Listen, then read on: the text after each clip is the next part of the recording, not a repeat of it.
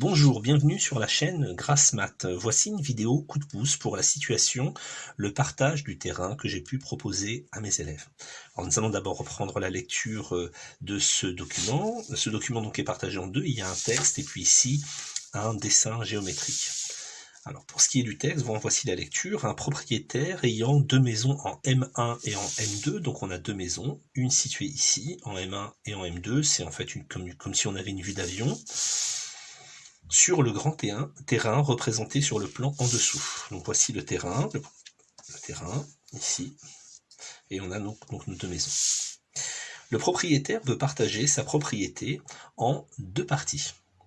La partie 1, je vais la souligner tout de suite, doit contenir M1 et tous les points plus proches de M1 que de M2. Donc la partie 1, il va partager son terrain en deux. Alors on ne sait pas s'il va le partager comme ça, s'il le partager ici, s'il va le partager là. Toujours est-il, c'est que dans la partie 1, il doit y avoir la maison M1. Là, ça ne marcherait pas. Ici, ça ne peut pas être la partie 1. Donc notre partie 1 va forcément commencer, elle peut commencer en fait en tout cas ici. Elle pourrait être aussi comme ça.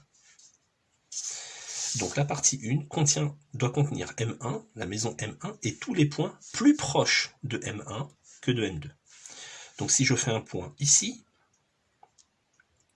à vue d'œil, on voit bien quand même que ce point-là, je peux lui donner un nom, est plus proche de M1 que de M2.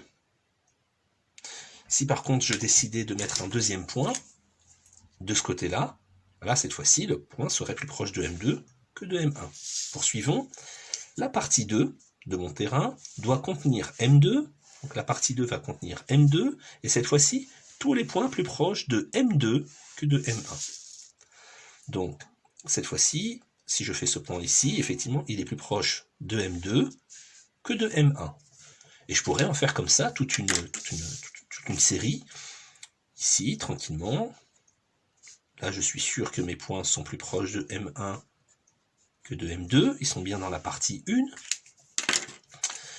Et puis ici, si je fais des points ici, ils seraient plus proches de M2.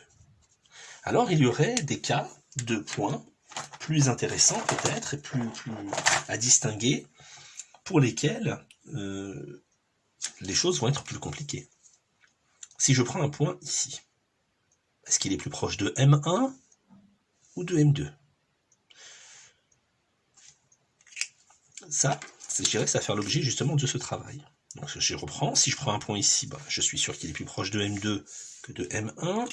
Si je prends un point ici, je suis sûr qu'il est plus proche de M1 que de M2. Jusque-là, tout va bien.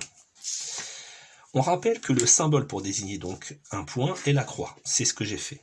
Le propriétaire plante 15 piquets à l'endroit où les points sont à la même distance de M1 et M2. Donc en fait, il va planter 15 piquets à l'endroit où les points sont à la même distance de M1 et de M2. Donc il va falloir qu'on trouve des piquets qui sont à la même distance de M1 et de M2.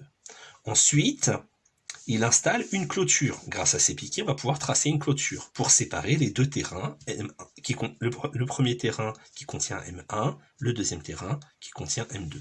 Et ce qu'on nous demande donc, c'est de dessiner ces 15 piquets.